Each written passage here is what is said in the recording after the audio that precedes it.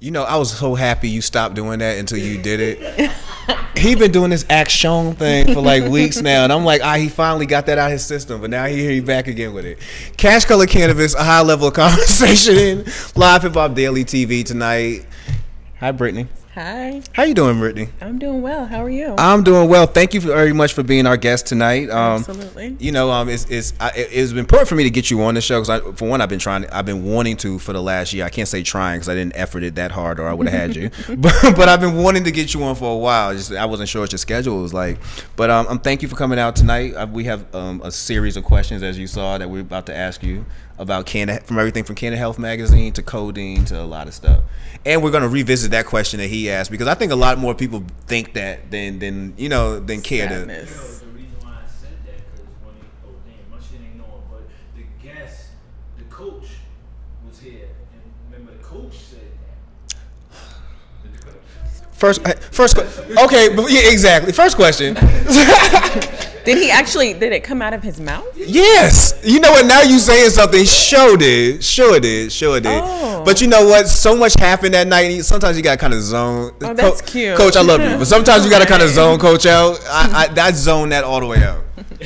Now, certain evenings, it be crazy. You know how it ain't too many people tonight. We got a brother here. He burning with us, but usually more people, so they was one of those nights. Yeah. So, and he said that, so it was like, all right, word out. That made me feel. Do you know what's even funnier? The fact that we had a room full of people and nobody corrected him lets me know how much other people said. You know, I'm a zone, right? That's what he just said.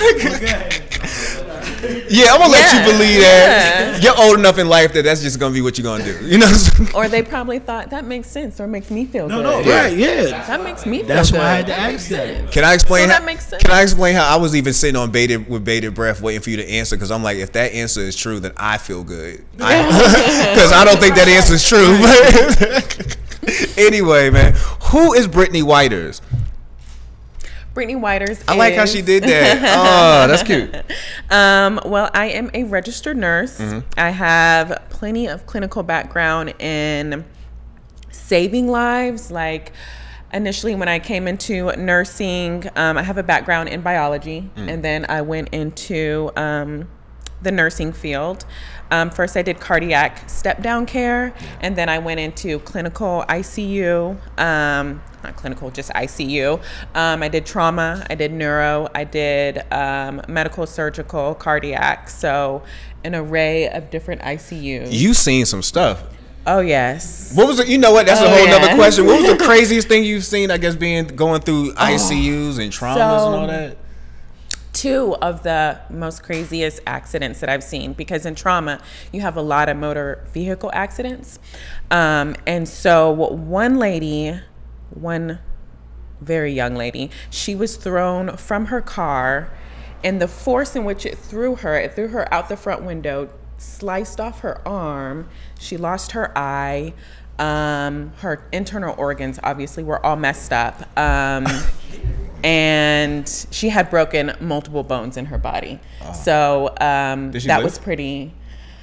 I mean, I'm not sure what the ending was, yeah, like but what's I live, did really? Take care of her. Yeah, what's live really? So I'm not sure what her recovery is. But then there was another guy who he was thrown from the sunroof of his car, and so he broke his hips. And when you came in, he was laying obviously in the bed straight, but he had all these pins coming out of his hips, because that's what you do when you fix a bone. You put a pin in it to hold it in place. So he had just all these pins coming out of his genital area. And so you know, and I didn't mean to laugh at that man's trauma. I was more laughing at my mind went immediately to American Dad when you had said that he had flew out the sunroof and he had broke his hips. I don't know if you've seen the episode of American Dad where the janitor was walking and somebody was holding a glass like sideways, and dude walked and he sliced himself in half, and he was still alive from the top, and then the pair of legs happened to come by and he just jumped on the legs.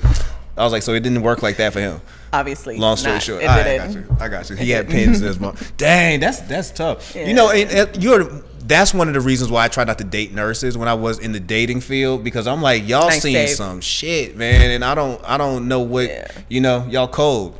really is. It really is. So eventually I transitioned from, I mean, I still do critical care. That will always be my heart. But I transitioned to actually like preventative care with the whole cannabis and alternative and holistic health. Did you transition to holistic health and cannabis?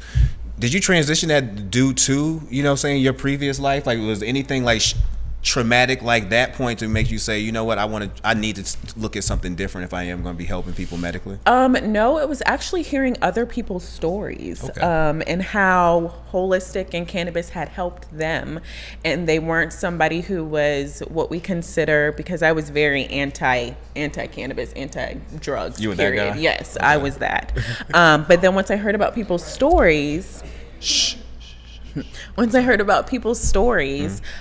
it really just changed me, and it awoke me, really, because we didn't learn anything about the endocannabinoid system in school. No, at all. No, you don't. Yeah, and so once I found out that there was, and there are people out there like me who actually tried cannabis to literally help them in their recovery, in their mental health, and their physical health, it changed. Okay. Was there a patient in particular or a story in particular that kind of touched you personally? Oh, there's a number. I can't pick just one. Oh, I believe you. But it definitely sounds like you were touched by patient stories, and you were touched by some of the patients you were meeting.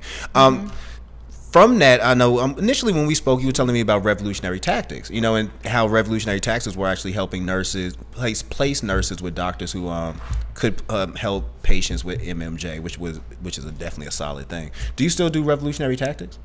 So revolutionary tactics is now just like a service. So if you need the service, then you reach out to Revolutionary Tactics, and it's a staffing agency where we staff physicians and nurses in cannabis practices. Yeah, and I thought that was an amazing idea. You know, especially, you know, knowing I know Dr. Hodge now, and that was the one doctor I do know I've known, you know what I'm saying, who could actually prescribe somebody medical marijuana. And speaking to him and knowing how few doctors there were, you know, I was like, if there's still this few doctors, how many nurses, you know? Well, actually you know, Georgia has a list of physicians who actually can prescribe, and it's a list like over 500. However, we don't have access to that list.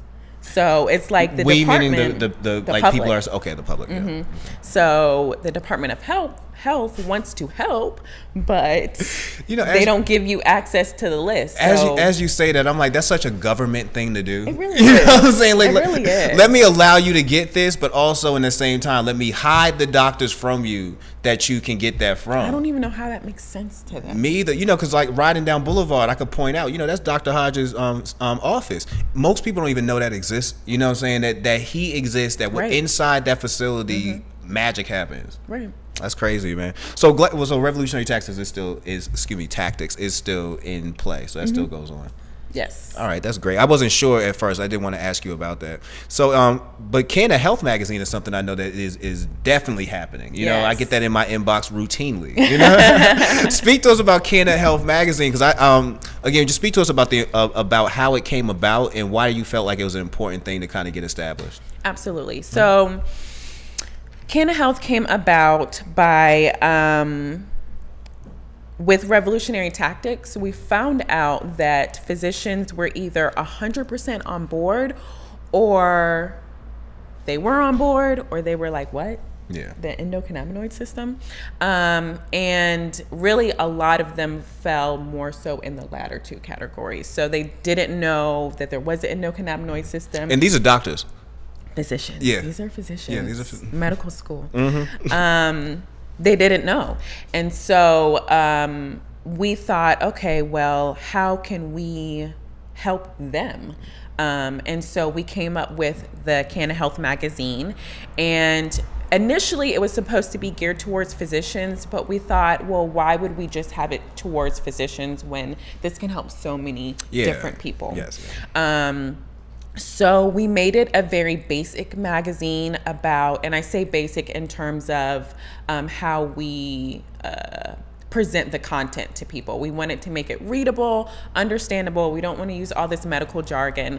So that's what we did. We created this magazine to help better educate not only healthcare professionals, but lay people like yourself. Like myself, yeah. You're right. I mean, because one, you learn a lot reading through the magazine, because you definitely give a lot of information. You touch on things that I guess patients would want to know, but somebody, say like myself, wouldn't know that the information wasn't out there as public as you would think it is, such as how many doctors there's going on, or even the endocannabinoid systems or things like that. So it's definitely a need out there. What's the reception been like from some of your subscribers? Like, have you gotten a warm reception from them? Absolutely, they love it. They love the fact that they have a magazine that they can read, that they can understand, because there are other magazines out there that are cannabis focused on education, but again, it's more clinical based. And so, hell, you would even lose me in all that.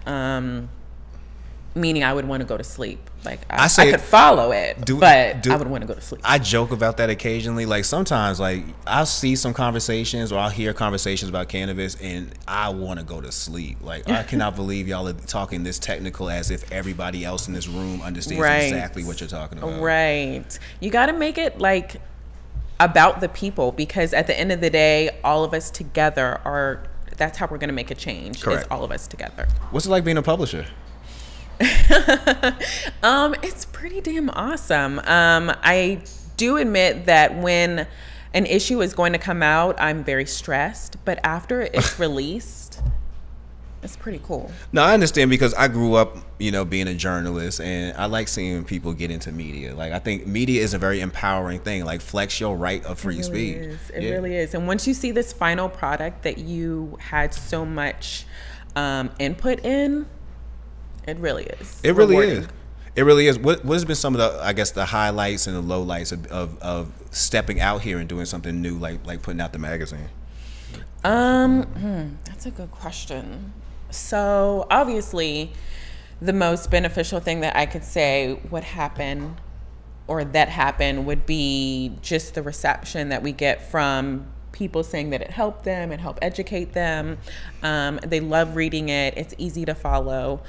And then it's easy to get to. You don't have to like fold it up or anything. Exactly. And then one of the more difficult things, I guess, probably would be behind the scenes, just business wise, trying to navigate within the industry, trying to network within the industry, and figuring out who's legit and what their intentions are. And,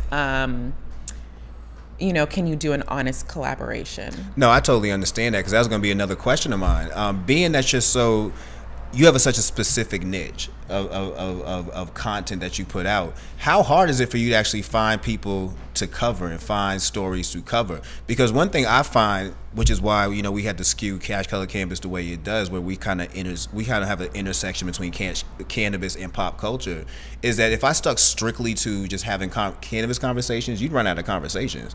Like after a while, you're gonna talk to the same person over and over again, or you're gonna keep waiting for another state to say either we're going yes or we're going no. Like that's the only conversations really happening right now. How hard is it for you to find, or is it hard for you to find subjects and people to consistently interview? It's not that difficult at all, actually. And I think that's because Canna Health focuses on, again, more than just the physician aspect. We go and we want to talk to psychologists. We have an industrial psychologist that submits articles. We want to talk to the registered nurse. We want to talk to the educator. We want to talk to the herbalist. So it's really just an interdisciplinary approach to care is what I like to call it. I like that. An interdisciplinary approach to care. Yes. That's dope. That's dope. Coin that. Coin that. I know you asked me to contribute to your next issue, which I am honored to do, obviously. And it's funny because you're speaking about something that I've been actually talking about for a month or so. Is the codeine situation going on just around, really, period. Like I'm really watching just regular people, and I don't say like rappers aren't regular people, but I was used to watching rappers do this. You know what I mean? Like I wasn't used to seeing people who I would be on the bus with double cupping. You know what I mean? Like I'm like this is weird right now. So I wanted to talk to you about what made you want to tackle, I guess, codeine for the next for the next issue 1. That's the first question. Well, It's on really just all types of drugs like that. So we obviously have the opioid epidemic, and then codeine would fall into that. But it's really because a lot of some of the feedback that we've gotten, I guess I could say, or patients that have reached out to us have told me or shared their story about how they overcome their addiction with cannabis. And obviously it's such a big deal within the United States. It's just really disheartening to go through the numbers. I mean, 106 deaths per day, 42,000 deaths per year, 2 million people in 2016 first abused opioids in 2016. So 2.1 million first time abusing opioids. Like, why is that even a number? Yeah. You know? And then 504 billion. That's how much people are making off of. That's how much the pharmaceuticals are making off of. It's just really ridiculous numbers. It really is. Did you see the 60-minute special they did on the whole on big pharmacies and how they were getting away with having these little bootleg pharmacists, and getting away with having these little bootleg pharmacies? Like, they was noticing how, you know, through Virginia's all the way down to Florida's, you see all these pharmacies popping up that were right off the highway. And the story was saying that, you know, that there were pharmaceutical makers who fully understood that these millions of pills that y'all are putting out here are getting distributed by people who probably aren't doing the most ethical things. By the way they're popping up in numbers, you know what I mean? Like, why are so many pharmacies popping up in this small area alone, and they're all off the highway like drive-bys? You know what I mean? Like. So again, you're talking about tackling a major situation here, because it's being funded by an industry that prints money. You know, it's almost like it's like fighting tobacco all over again. Right. You're fighting an industry that prints money. Like, you're watching this opioid situation go on for so long, and it's sad. You know, like you say, it's literally sad. Like, I went from watching kids in high school sniff Ritalin, which to me I thought was a joke then, but now we're talking about way past that. You're talking about popping pills on a regular basis. You're talking about people who can't make it through a day without, you know what I'm saying, just being pilled out, and that's ridiculous. Yeah. I mean, it really is. And it's sad that, you know, the statistics are like that. I didn't even want to bring up the statistics because obviously they aren't making a big enough impact to create a change. No. Well, you know, people take it lightly, and I feel like the fact that we take it lightly is almost another slap in the face for the race relations we have in this country. You know, because we often talk about how important, how when the crack era was going on, the cocaine era, and all that was ravaging the inner cities, how swift law enforcement came down on that. We are watching primarily white people be hooked on these pills, and clearly y'all been doing it for decades, and there has been not a single finger to be lifted to help anybody. And again, we talking about race relations. We spend so much time criminalizing a color that you bypass something that was going on in your own community, man. That's crazy to me. That's crazy to me, man. But I'm glad we having this conversation, because you have to have conversations amongst us, like just regular people, to make these conversations a little bit bigger. So opioids is definitely a major problem. We often speak about the whole the whole codeine situation and things like that that's happening in the hip hop community. Now, codeine is an opiate. Is an opiate. It's very addictive, and it's been used recreationally in music. You know, even doing my story, it started off as in the blues community, especially in Houston. It started off in the blues community, but it trickled over into hip hop. Right now, we have a situation where people are it's almost like a joke. You know what I mean? Like, I'm watching people drink like it's liquor. You know what I mean? To the point where you see branded double cups. Like, MMG has a double cup. Like, Dutch Masters. I rock with Dutch Masters, but there's plenty of things y'all do that I can't even wrap my head around. Like, why does Dutch Masters have double cups with Dutch Masters' name on it? Do y'all know what you're promoting right now? Right.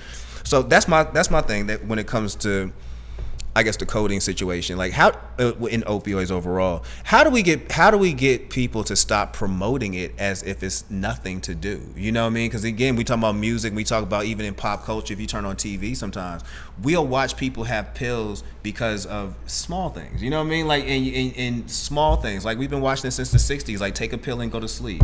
You know what I'm saying? She's a little emotional right now. Give her a pill. Like that's our community. That's our whole society. Like how can we get to the point where we can at least stop promoting it? You know?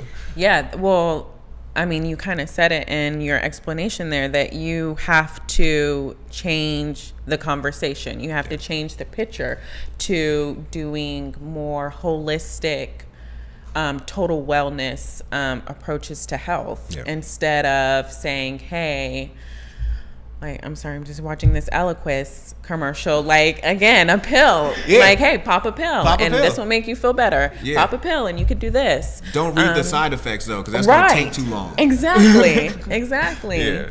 Yeah. We have to move away from that. But unfortunately, Big Pharma, I don't know if that's going to happen. So I don't even know how to tell people where to start. I mean, you start with a conversation. But how do you go from there when you have Big Pharma here? I mean, you're always seeing a commercial for a pill. Yeah. So that tells you how much money is being made, because for you to still be putting out commercials that heavy.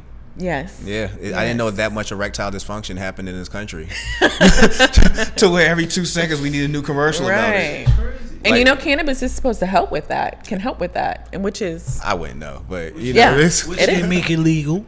Yeah, you know the conversation. Well, let's speak about that now. Speaking about legalities of cannabis and all that, we're in a state of Georgia where over the last few months, I've seen changes happen that I would have guessed wouldn't happen for years. To be completely honest with you, again, I like being brutally honest with people. Like, there's no reason to pretend I know everything. When I first started doing the documentary and I first got into the podcast, I've often hear people ask me, when do you think Georgia's going to go legal? I'd say never. You know what I'm saying? I'm like, you have to live in Georgia. Like, Atlanta is not Georgia. You know what I mean? Like, what Atlanta feels is the rest of the state. But that sentiment is slowly changing. You know, I'm watching, again, like over the last few months, we've had a conversation in the legislation about whether or not we're going to go legal. We've watched Savannah and other cities vote on decriminalization. Do you think we get to a point within the next year or two where there's a serious conversation and possibly even a vote about going legal? No. I see. Okay, let's be honest. I'm sorry. Let's be honest. I'm sorry. No. Let's be honest. Hell no. Not in 1 to 2 years. I feel you. In the Bible Belt. And I think that Georgia actually should feel the pressure at this point. Like, you got Florida that has medical marijuana. They're gonna do numbers. People love seeing numbers. That's why you keep hearing people. That's why you keep hearing mentions of billions being made in cannabis every 2 days. Like, that's the only real story they have, really. But I mean, I love Florida. Don't get me wrong, but it's so plasticky. I mean, of course they're gonna go along with the cannabis, and let's go along with the fad. What's majority of Miami people doing? Sorry, I love Miami just like the next person, probably a little bit less, but I've never been. Of course they're gonna do that.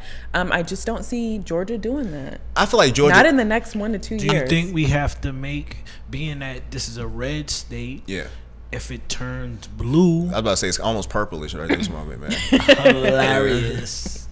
If it turns blue, do you think we'll get it? We could get it. Well, I think that we can move closer. I agree with you, and I want Stacey Abrams on this show. And the closer she gets to being governor, and it's starting to look like, the more I do want her on this show, so we could discuss that. Yeah. Like, where would that go? Because I'm of the belief that we have, and I mean people of color, we have really allowed laws and parties to kind of confuse us as to what really goes on out here. There's plenty of laws there's plenty of things that's legal out here that we can't do. Like, let's just be completely honest about that situation. Like, we watch people get killed every day in the news based off stuff that was not illegal at all that they did. You know what I mean? Right. And we're more having to debate whether or not they deserve to live or not. And between that, and then we got the party situation where, we so allegiant to one party. Well, now it's the Democrats, before it was Republicans. But at no point has any of those groups really said to themselves or actually reached out to us in a way that we ever felt like was reciprocal. You know what I'm saying? Like, some of the stuff that we're giving. So I feel like we're at the point now where politically, I'm not sure if one group if the Democrats do come in, how much more positive that would be for the cannabis community, or how much more positive that would be for people of color. I don't know that at all at this point.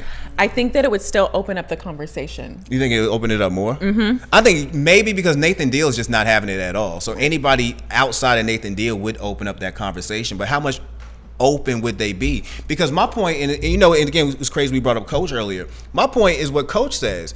How far can Georgia really go with how much money is being made in the film industry and not at least start softening some of these laws? Because he made a good point. The minute Johnny Depp get arrested with a joint in Atlanta or in Georgia, everything changing. You know what I'm saying? Everything changing, because y'all not stopping $100 million movies and budgets coming through here over a joint. That's not happening. So you might as well get proactive. Right. So I do feel Coach on that level.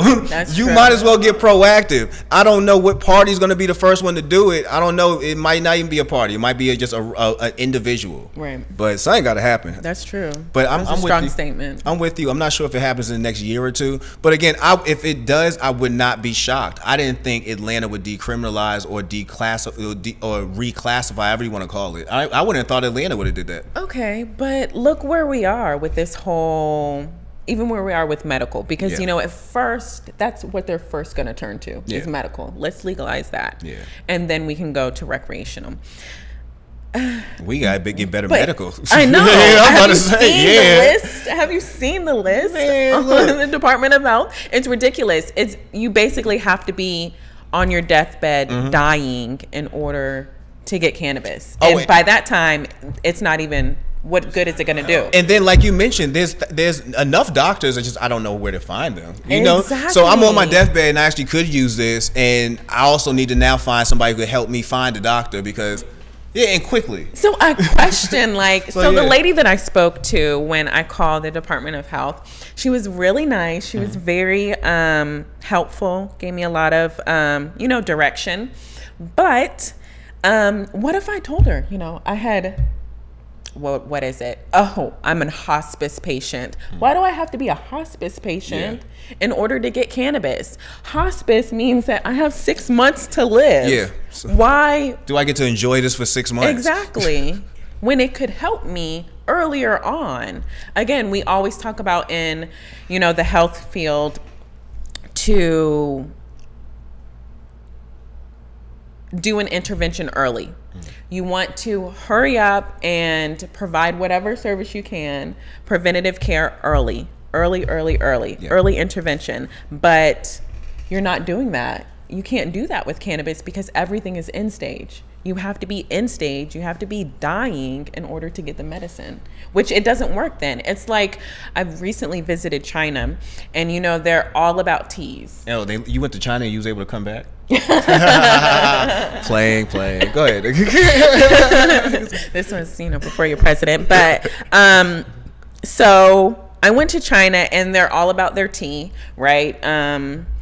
But they tell you that, the tea can have all of this medical benefits, but you have to be drinking it long enough. It doesn't help if you just drink it once. It doesn't help if you just drink it for a couple of weeks. You have to be drinking it for over, I'm guessing over some years, because people in China, they drink tea from the morning, afternoon to night.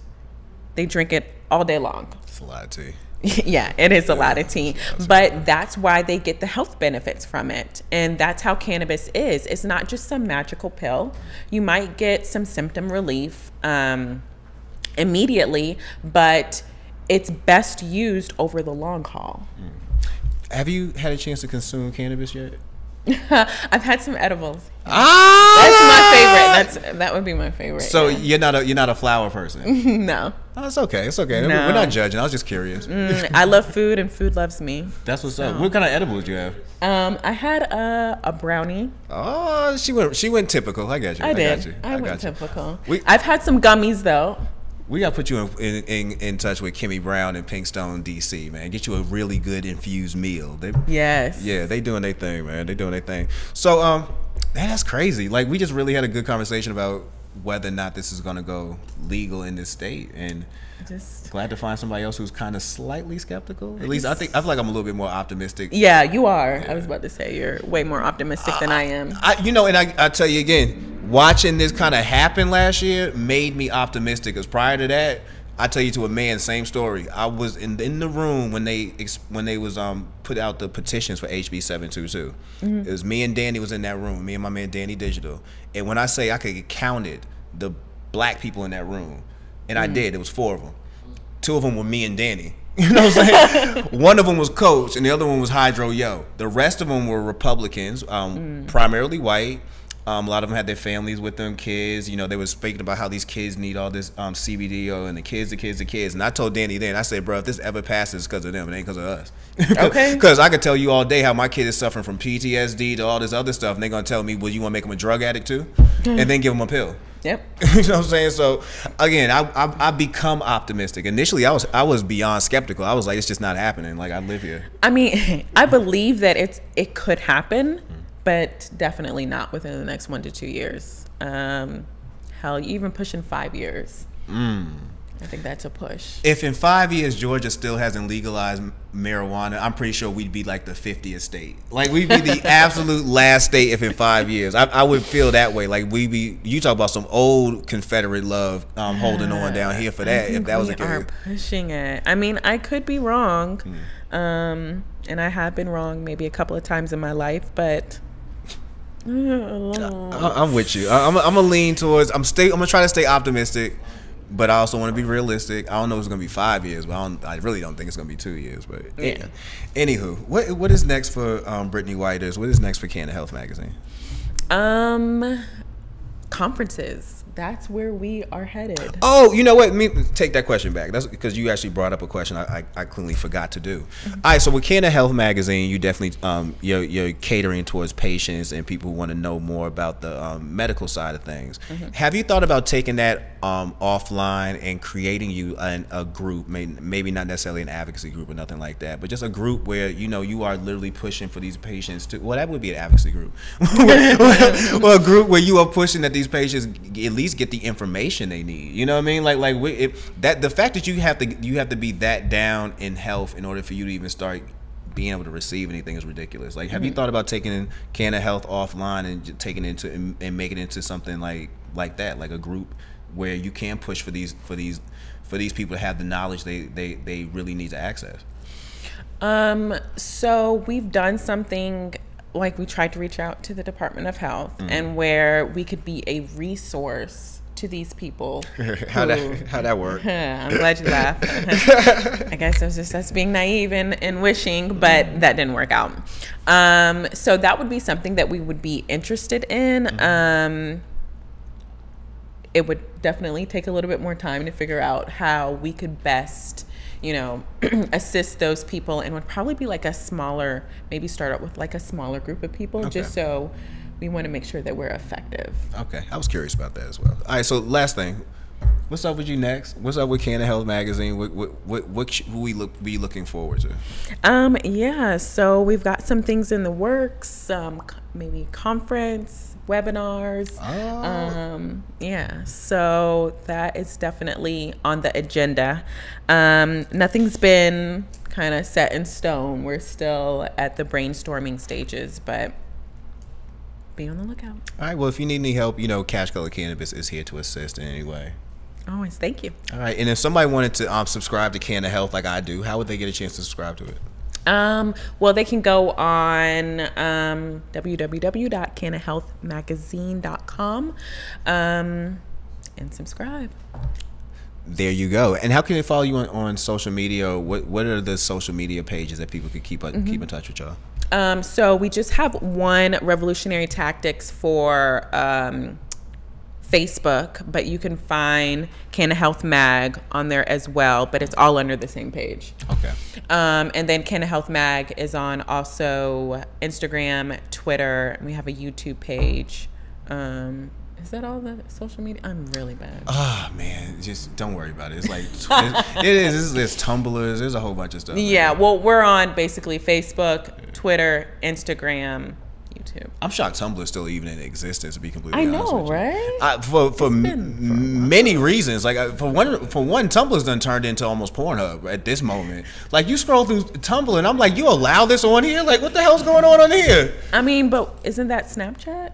You know, I had to put my homeboy on yesterday to what a premium Snapchat was, and now he's looking at everybody different.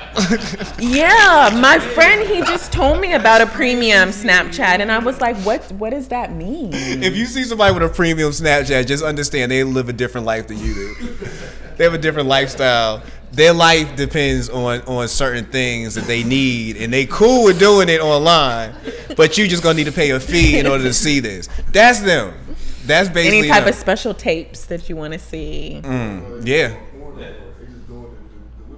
They might as well cut the middleman out. Like I'm with them. Yo, look,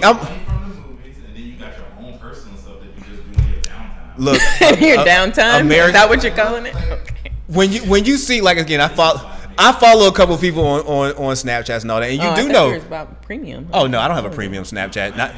Not yet. If y'all want a premium Snapchat of me, he's gonna get a premium Snapchat of me probably smoking and watching Netflix. Like, if you that down to watch me do something, it's gonna be that.